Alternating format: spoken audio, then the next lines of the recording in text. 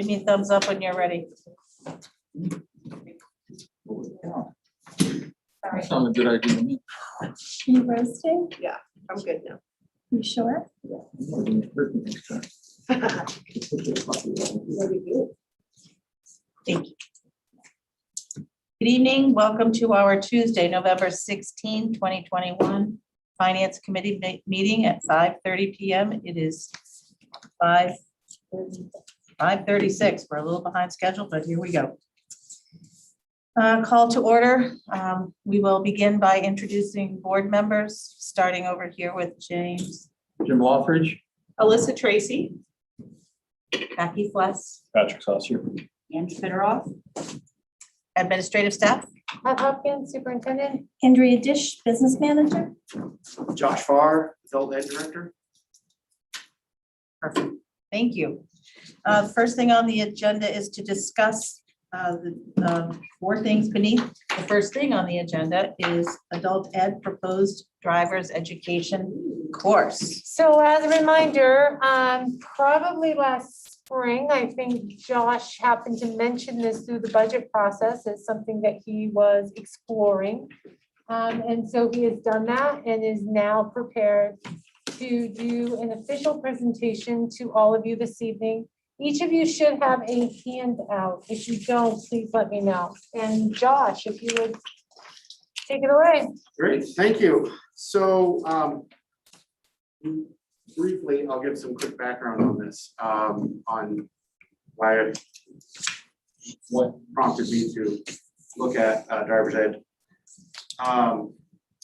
When I started in education over 4 years ago, the state had just recently removed adult education enrichment as a requirement for an adult education program. There's a list of things that you can do as an adult education program. You have to complete 3 on the list.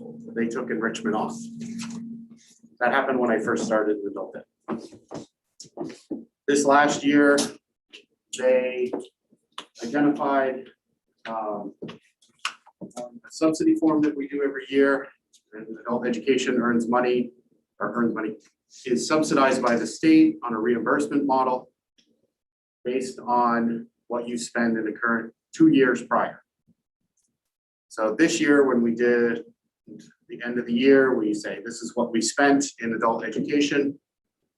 There's a form, it's been pretty consistent. It's changed a little bit as I look back over years, but what was clear on there was that they were asking for the percentage of time that administrative staff were spending on enrichment. And the message that I'm getting pretty clearly from all of this is that the state does not want to subsidize any work that goes into doing the enrichment component of adult education. We can go into a lot of arguments on whether that's a good idea or a bad idea, but that's been a pretty consistent message that I've seen since I started in adult ed. So we need to diversify the sources of revenue that come into adult education. Other programs are in the state run a driver's education program. And so I spoke with a couple folks, particularly in Mary meeting, where they think run four vehicles and a multitude of classes but they also cover 10 different schools, high schools. So they're pretty large. But hands down, it is a revenue source for them.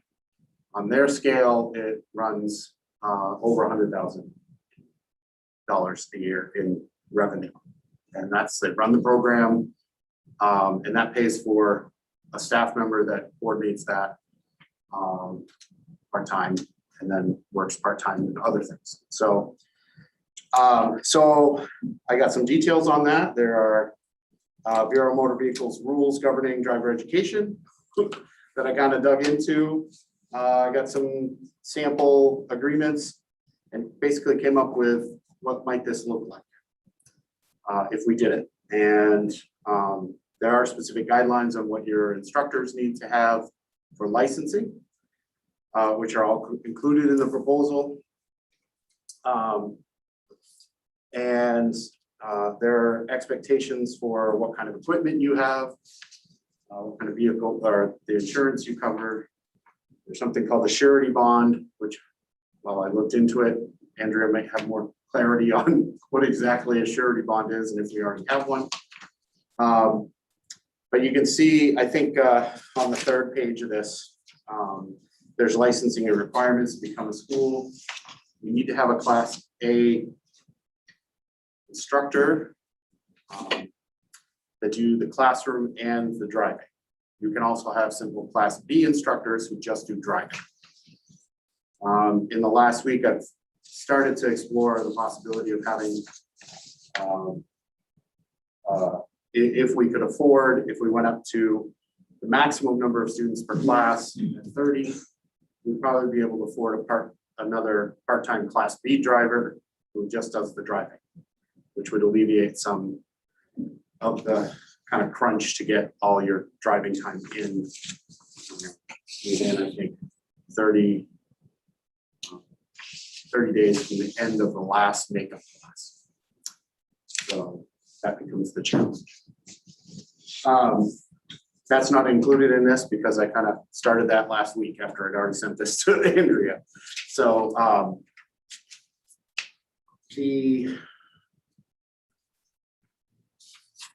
what this proposal covers is running 4 classes a year at a rate that is slightly higher, but the class size is slightly smaller than the average of what other programs are doing. That can be adjusted. I do not want to be in competition necessarily with the other driving schools. Currently, Mullins Driving School operates out of the high school. That would not stop. They are waitlisting everybody through Mullins right now. So I think there's a large enough group of students that we would not be interfering with them. And Pat may ask the question. I have reached out daily since last week to try and speak with Ben Mullins, I believe it is, regarding this before we had the meeting tonight. And I haven't got any response back. So so I did want to let him know what was going on. I gave him a sense of what was up, but it was all in voicemail. And I've sent a couple emails. So I don't, but my impression, based on what I understand happening with other driving schools, is that there's a large demand for driver's education, that this would provide us some income and not be detrimental to those driving schools. Average cost of a driver education that I have seen is somewhere around $500 little and up. This what I had figured here was about 560. That was again with a smaller class size, maybe thinking that would be a slightly different niche than what others did. But again, I think if we look at that backup driver, we might have to look at increasing the class size to get similar benefit as to what's outlined in the budget. So what's written here in the program description and guidelines is pretty much based, kind of pulled together from other programs that are out there, some of the descriptions and expectations. For instance, a harassment, specific harassment policy has to be in your description of your program, per the guidelines of, in addition to whatever we have as a school, per the guidelines of the Bureau of Motor Vehicles. On page 2, there's kind of a sample schedule of what a lot of what folks run for a driver's ed class. Goes over 4 weeks, Monday, Tuesday, Wednesdays. Makeup class in the 4th week has a Monday, and then you have opportunity for makeup classes on the Tuesday and Thursday. So that you can get all of that done in about a month, and it gives that opportunity for Thursdays and Fridays and weekends for driving time. There's 100 hours of driving time, or 100 about 220 hours of driving time when you have a class of 10 hours of driving time. The drivers would be expected to drive with 2 students at a time. We always have That's the standard. It's not that you can't drive with one student, but it's not advisable to have just one student and the teacher in the car. So, but as you can imagine, and then you've got a month after that, about a month after, I think it might be 35 days to finish the driving time. So if you're doing class and driving in that 1 month, and then you've got another month to do it, that's why I'm kind of thinking about this other driver just doing the driving instruction part-time. So other questions so far? Just two thoughts. Yes. They're not really questions, but I would like us to take another look at the vehicle expense, given the status of the market presently. What is budgeted for 22,000 seems a little low. Having just bought a family member a used car, Yes. had to almost, really looking at something not that much different than what you're suggesting here for a brand new vehicle. Yeah.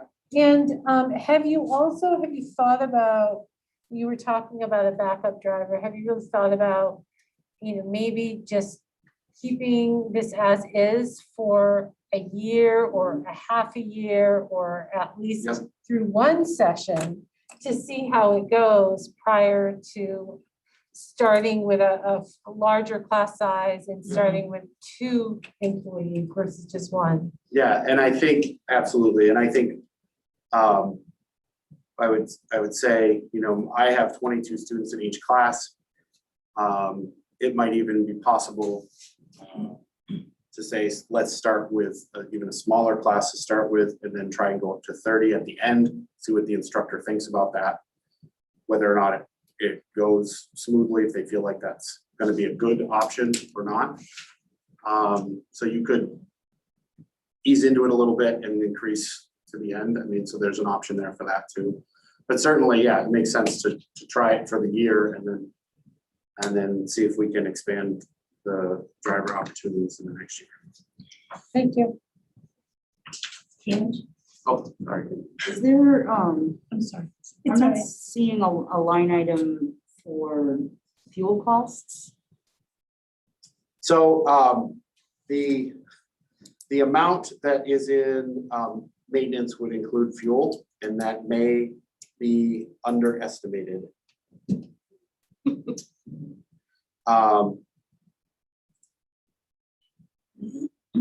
Perhaps not, because we have use of the fuel depot. Yeah. So So we- I our think, I mean, fuel prices are really favorable right now. So at least for the first year, I still think they're a little low, but probably not as much as other Yeah, years.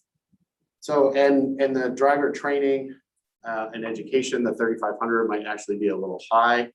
One of the things I included was paying an instructor, not their full, and I think I estimated at $24 an hour. I think the idea was to pay the instructor during their class time at a lower amount. And as an incentive to get the driver, they would get their certification with the agreement that they would at least work with us for 2 years. Josh, I envision lease purchasing the vehicle over 3 to 5 years. Do you see any issues with that? That's normally how we do big purchases. No, I think that would be fine. I put it all in the one. I wasn't sure how the purchase would work. I have 2 questions. One, class time and driving time, what percentages are they going to be doing? Can you give them the percentage, how much in the class and how much on the road? So you're looking at the 30 hours of class time. So that's with everybody. I Okay, have 3 in there. Obviously, if there's any prep time or other things, the curriculum is pretty much set. The state decides this is what it is and this is what you're going to teach. But for any kind of copying or other, like build in an activity or something, to give them a little bit. And then the 220, it's 10 hours of driving time per student. So. 75, 25 then. 75, 25. Yeah. And then controls, are there gonna be a dual set of controls on at least the brakes and Yeah, so Accelerator. my inquiries into, and Pat may be on to something with the vehicle price and the status of where things are now.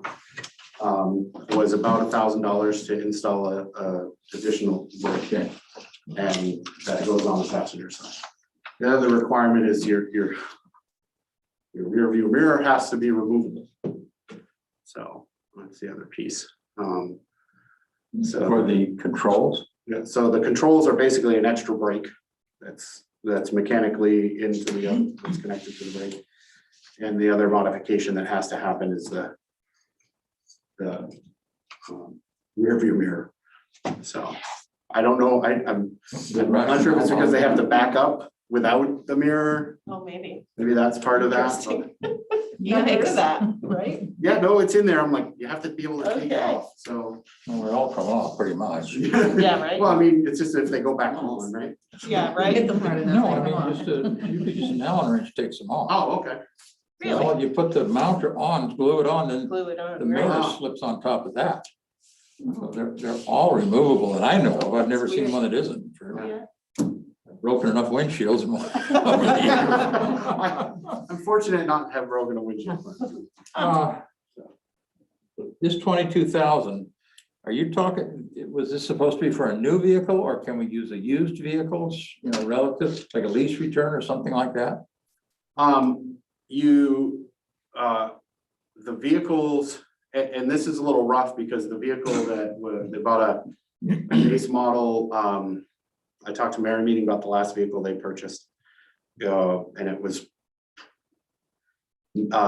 mid-pandemic, so I mean, we were getting some of the attention on the car market, but probably not what we have now. And they paid just about 20,000 for a Corolla. A Toyota Corolla. So Current model? yeah, with and I'm not sure, I think there's something where they put something on the side for the dealership that provided the vehicle and they gave it to them. There you at a go. good price. So I think I haven't gotten to that point of going to dealers and saying, what would it cost? And so, and would you be willing to do this? So there might be some options there. I would think a warranted vehicle would be appropriate, most appropriate, as long as it had a good warranty on it. Certified pre-owned maybe, but I would not, I mean. Let's see what's I out thought there. about it. I had a car for you last week. Oh, really?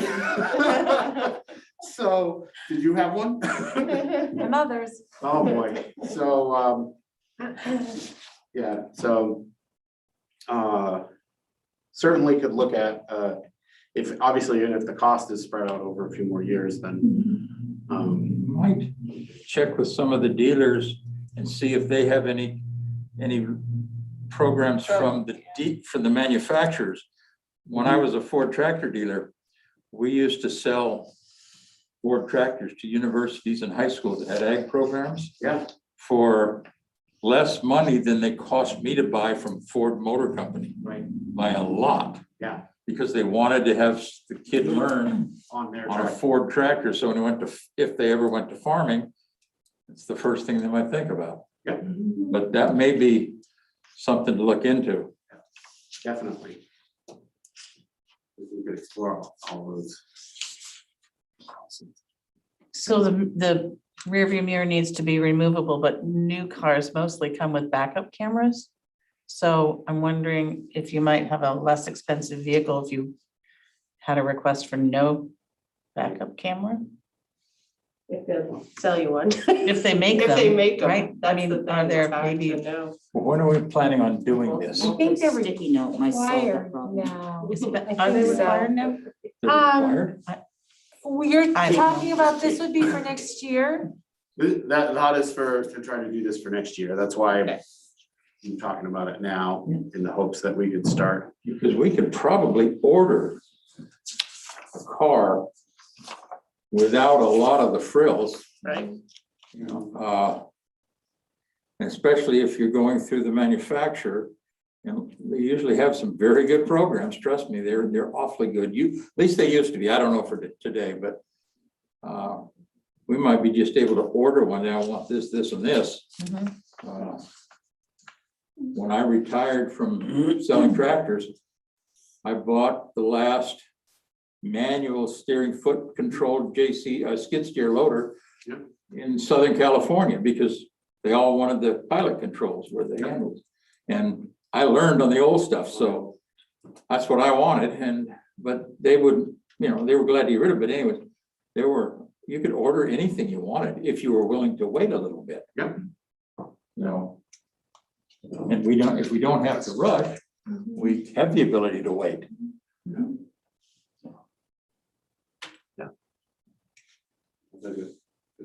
Just a final thought, only because I didn't grow up here, so I don't know the answer. When we did driver's ed out of state, at the end, even if it was through the school, they would take you to do the test. Is that the intent here or not?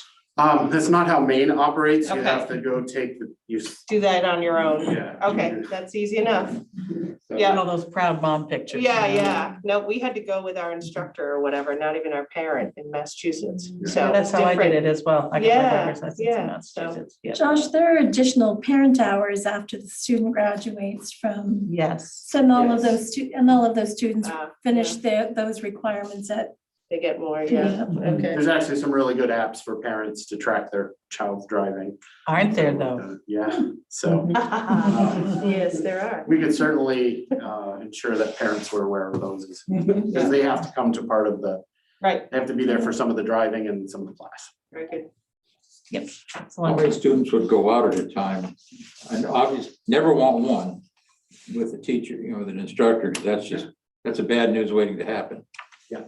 But It usually would be two, although with the sedan, you probably could have three. But that, depending upon where you're going, I would think the instructor might, you know, they're gonna do some highway driving or in town stuff, and we want to switch out periodically. Everybody's got to get an hour. Usually, they usually want to get that full hour in, so three might be hard to have two other students sitting there for 2 hours waiting. So I figured, you know, probably a couple hour drive with two students is what that's how my son did it not too long ago in Monmouth. So.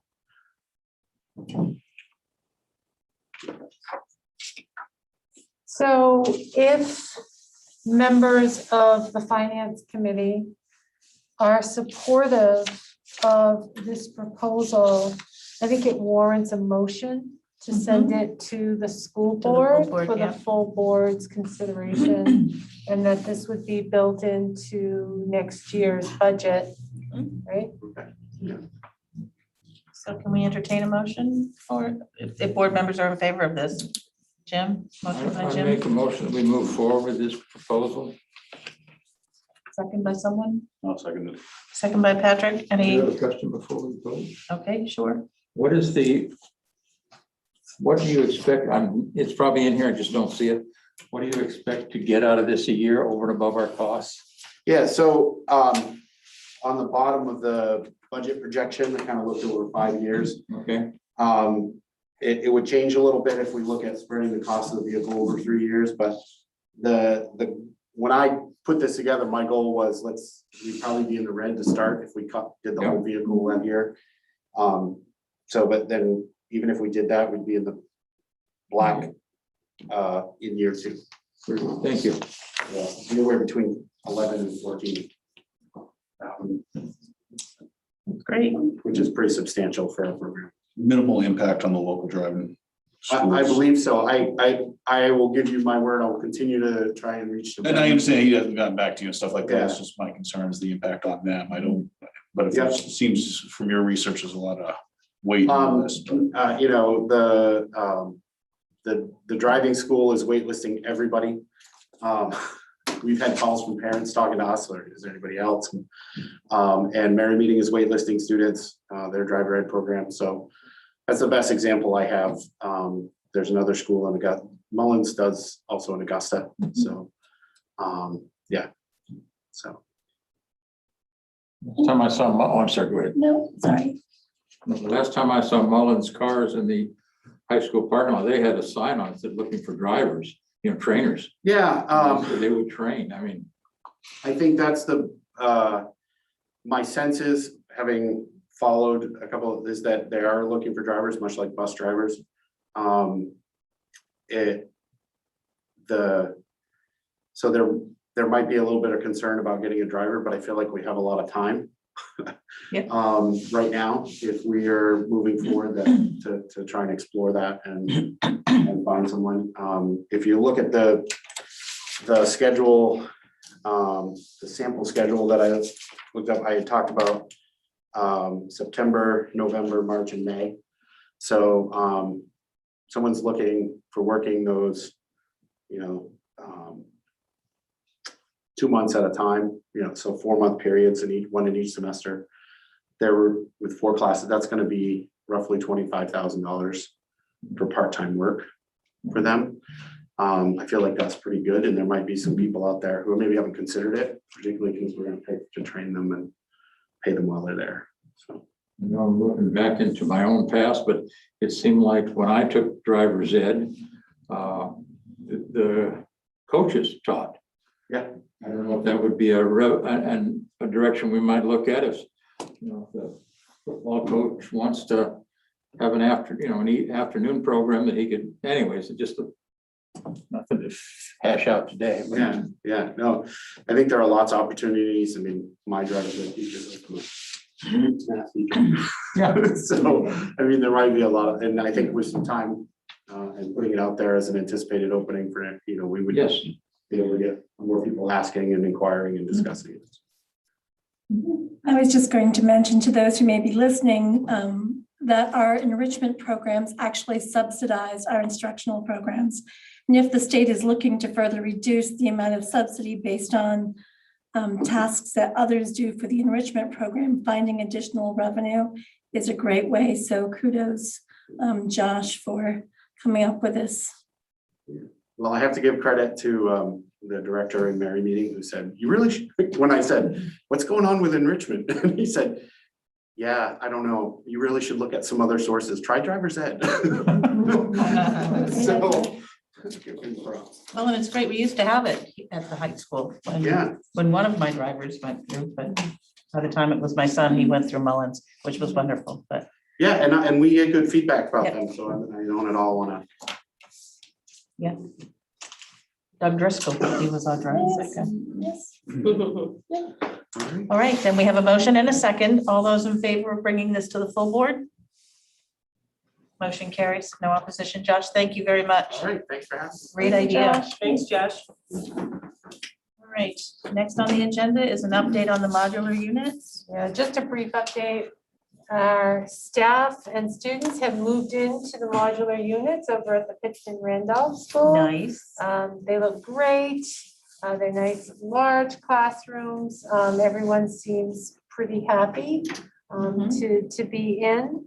I heard from Gabe today, and for the Helen Thompson modular units, we are waiting for Augusta Fuel. And they are slated to come in on November 23rd to finish up their work. Once they're done, we can get the IT department in and get the phones all hooked up and everything that we need to do there. So we're hoping to be able to start moving folks in shortly after Thanksgiving, but we'll have to see. Everything really does hinge on Augusta Fuel, and if they have an emergency, if something else comes up, we could get bumped. So, Jim? My main constituent, my granddaughter, told me that she was mentioning that the kids were cold in either one of the new ones or one of the old ones of the modulars. It was chilly. Have you heard anything? Maybe it was just a bad day for her. I'm not sure. And that's. I have no idea, but if they are chilly, they should certainly report that to their teacher or to the building principal, and we can get that information to Gabe. Okay, I don't heard. know. I'm not sure when it was. It wasn't last week. It was probably a month ago. Yeah. And we were just starting to get into cold weather. Maybe the heaters weren't up and running yet, you know. Could be, and if you recall, when we first moved in, the original modular units, because they came from the south, all of the vents were wide open. Remember, we were eating through a lot of propane? Yes. And so Gabe had to go in, adjust those, close them down. So maybe if the modular unit had just opened up to students, maybe he hadn't had a chance to adjust those vents yet. That's a possibility. So, I'll check with the boss. Okay. So that's all that we have on the modular. That's great news. I saw a few public comments just saying that same thing, Pat, about the Pittston Randolph additional ones, that their kids were happy and they enjoyed them. And I said that a few years ago when mine went through. They were big and large and they were very nice. They So, couldn't wait to get in. yeah, they were ready. Yeah, they're just My nice. granddaughter was just chomping at the bit. She kept telling me, it's that day, it's that day. The regular countdown. They really are lovely. Much better than they used to be. Yeah, right. Yes. Oh, So yeah. much better than they used to be. It's great. They're a real building now. Yeah. They are real buildings. Yep. Free and reduced lunch, the impact to our subsidy. Sure, we've talked about this, so I thought that maybe we should just take 5 minutes. We don't need to spend necessarily a lot of time, but I wanted you to know where we landed. So I gave you a spreadsheet that provides you with a kind of a 3-year history. So you can see back in 2019, what our percentages were, and as a district, we were at 39%. 2020, that dropped to 38.8%. And this year we're down to 34.72%. So we've made another 4% drop. I've been engaging in conversations with my colleagues. I'm not sure if you realize that I am on the Maine Superintendent's Association's funding committee. So these are the types of things that we talk about. And we spoke about this at our last meeting, and almost to the region, except for, I think, Worcester County, but to the region, everyone said the same thing. They saw a higher number of returned forms, higher than they've ever seen before. The return was phenomenal, just like it was for us, which I've communicated to you. But all of their rates went down. They all saw the same decline that we've seen. Partly, I think a lot of the feeling is that it's free. The meals are free, so people don't want to share their personal private information with us. And so they're just saying, nope, I don't qualify. Paperwork is filled out, handed in, and that's that. So they're turning it in, but not really filling it out that benefits the whole program. Correct. So I The think form because was- yeah. because we tied the forms to the laptops, Right. we had what, like 1,900 forms returned or something. It was, do you remember, it was the highest we've ever seen before. It was remarkable. However, the numbers still went down. Yeah. Wow. So we also thought that it might be helpful to once again just remind you how a reduction in those rates, the free and reduced rates, impact our subsidy. So Andrea has provided you a copy of our current, or last year's ED 279, or the one that we're currently working under. And she's just going to kind of walk you through how that impacts us. Don't worry, I'm not going to go through the whole form again. Although Ann We'll would save that probably for appreciate it. finance. Yeah, I'm This is ready. finance. It is, right? Well, we'll save it for budget discussions when Okay. everybody is. So you have seen this before, but if you flip to page 2, it's where the state starts calculating our allocation, our operating allocation. And if you look in section C where it says weighted counts, and you'll see disadvantaged. You see the rate there, the rate that we had last year was 42%, and that's done on October 1st. And you can see how that rate calculates into the subsidy that we start calculating. In addition, if you look below in section D on the same page, targeted funds, you will see lines 9, 10, and 11 also take into account weighted for free and reduced. So this is how it affects our subsidy. As we've mentioned before, it also affects the money that we get federally from the federal government. That's also based on our free and reduced lunch counts as well. So for our title programs. correct. Title I, Title II, Title V. It does not affect local entitlement, but the others, yes. And the law regarding subsidy specifically identifies the free and reduced rates as part of the calculation. So the state or the DOE, they do not have any flexibility in determining how they're going to calculate the subsidy, given the fact that we're all seeing lower numbers with our free and reduced. They just don't have the flexibility to come up with another methodology because the law says they have to use this. Is it a chance that they are using it as a way to reduce their costs, that they don't really want to take a look at something else? Because you folks, as the superintendent's organization, I'm assuming you have an arm that does,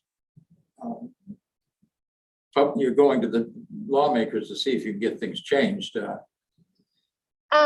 There is a legislative committee that works on that. Yeah, absolutely. In this regard, we have the Department of Education. They're at the table with us, and they understand how the decreases in certain areas of our funding, including a reduction in student levels, right, our enrollment. They understand how that's impacting all of the school districts, and they're being as creative as they can to support school districts to minimize the loss of subsidy, but still working within the parameters of the law. There are a number of people who are interested, especially about the free and reduced, and feeling like these numbers don't truly represent what is happening in our communities. No. And there has to be another method or another set of tools and data that could be used versus these. Part of the challenge as well is as we're seeing an increase in salaries, right?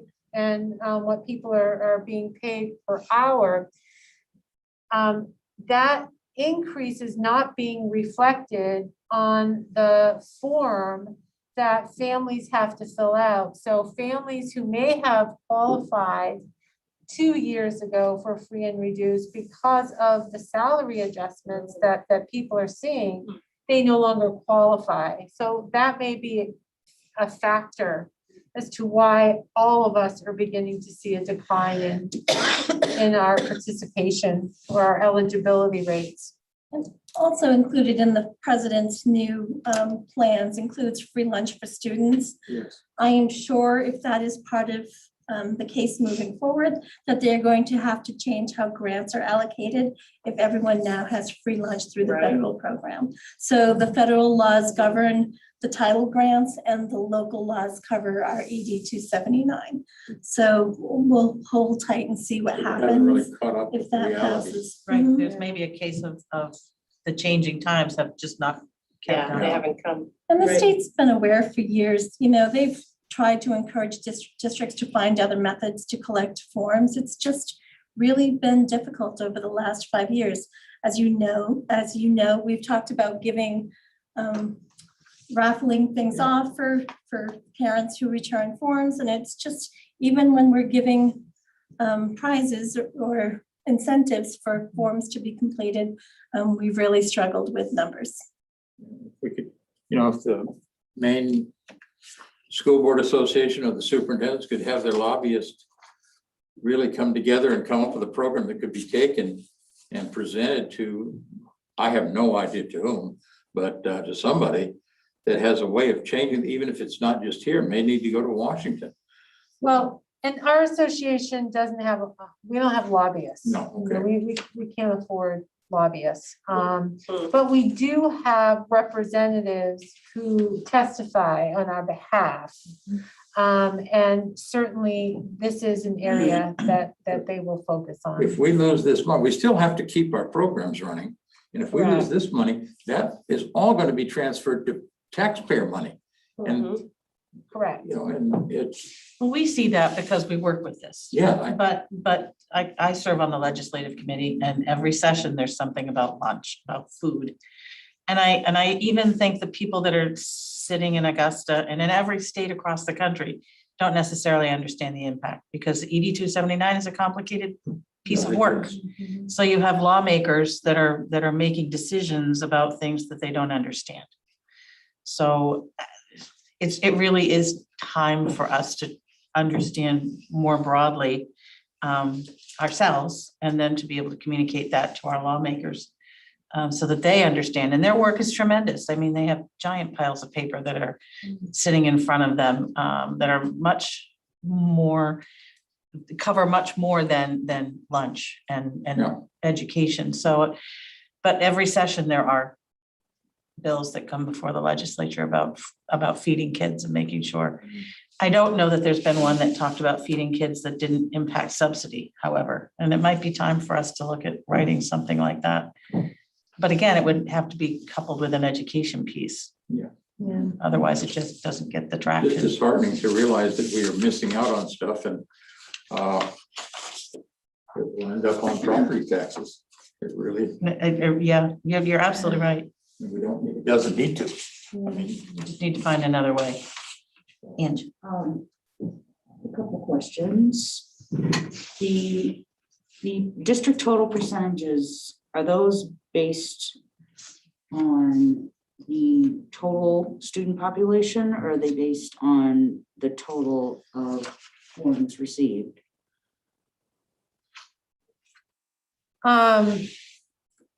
Total population. Okay. that's a good question. Yeah, I just. Made us it pause. It made me pause for a moment, yeah. So people filling in their forms who absolutely most definitely do not qualify under the income guidelines, it doesn't harm. Correct. No, the idea is everybody fill out the form. Everyone fill out the form.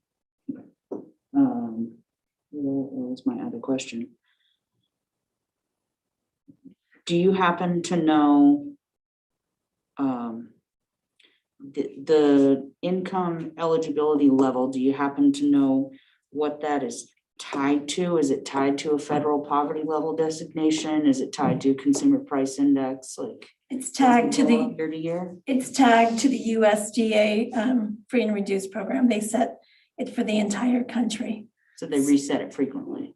Yeah, it's I like, would, yeah, like TANF, but a little different, right? It's sort of the Right. same, yeah. as it's some done of at the a other national programs. level because that's where we get our money back from the feds.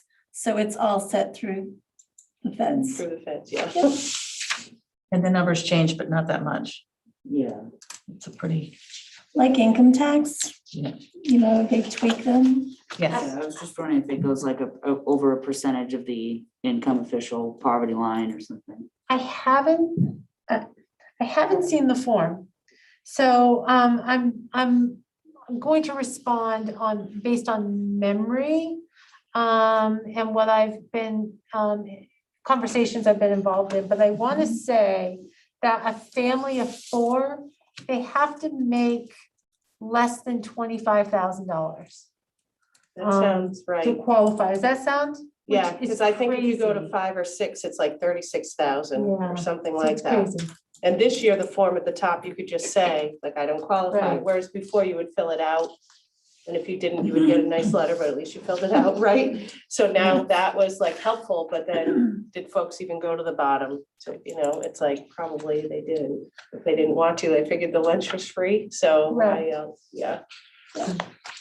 Um, Yeah. So that's just for your information. I hope that's helpful.